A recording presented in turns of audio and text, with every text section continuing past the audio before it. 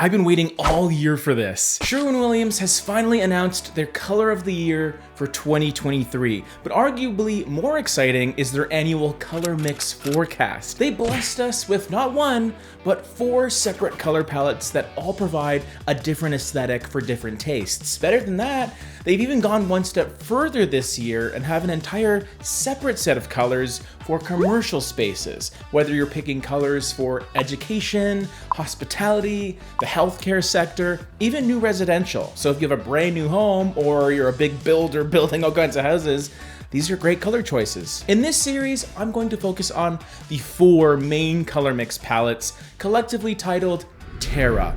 The first palette is called Biome, and right off the bat, the symbolism they use to signify its meaning has this theme of cultivation and nature. The tagline is "Our world, our home." Even in the description on the Sherwin-Williams website, they talk about mushroom taupes and lichen colors, earth tones, and even cloudy skies. So a lot of colors that are naturally found around us outside in nature. For those of you that are new to the channel and don't know me very well, this is absolutely right up my alley. I love incorporating greens, beige, brown, and blue, maybe to a slightly lesser extent with the blue, except for today apparently. The main reason for that is I'm a nature lover. I love going for hikes, I love bouldering, I enjoy being out in the garden, so I try to incorporate those kinds of colors inside whenever possible. And it looks like Biome is doing that as well. What I want to do is divide these into little chunks and talk about them a little bit. So probably the least exciting choices are the 3 warm neutrals in shiitake, Antler Velvet, and Threshold Taupe. These 3 have their similarities, but each has a different level of depth and slightly different undertones going on. Shiitake is the lightest of the 3, although believe it or not, it's technically a mid-tone, which means it's darker than you might expect. I would say it is the most passive of the 3 because it contains the most gray to soften the whole thing.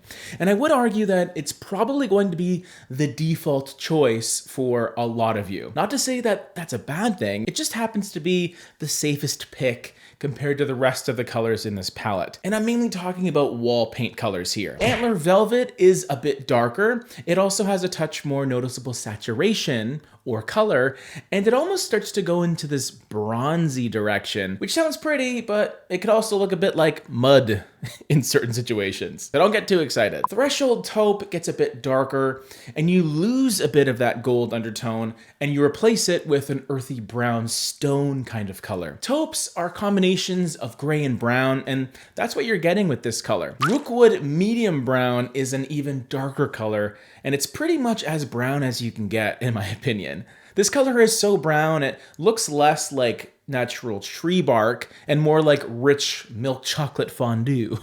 Lots of saturation here, really rich with color, but also a pretty welcome addition to this whole grouping, especially if you want some of that added warmth. But by far the warmest color in this palette is White Raisin, which has got to represent the sun within the Biome palette. Unless they were using a vineyard or something as their source of inspiration, because it's called White Raisin, and raisins are grapes that are shriveled in the sun. I'm looking too far into this, I think. I'm sure you all noticed this color when I gave you the color palette right off the top, because it cuts right through the other earthy colors with great prominence. And that's because it's an orange undertoned yellow that is extremely fun and vibrant. Great accent color. We also have some cool colors to talk about. Specifically cooler undertone colors that are a little more blue leaning in Silver Mist, Mount Etna, and to a less extent, Ombre Gray. In these colors, you have a cloudy sky color, the night sky, and then perhaps the deep ocean, maybe. Ombre Gray is a deep, cool gray, green kind of color that has this really nice organic feeling to it. I find it helps bridge the gap to our next color, which is even more green. In fact, it's Evergreen Fog. You may recognize this color's name because it was a recent color of the year by Sherwin-Williams.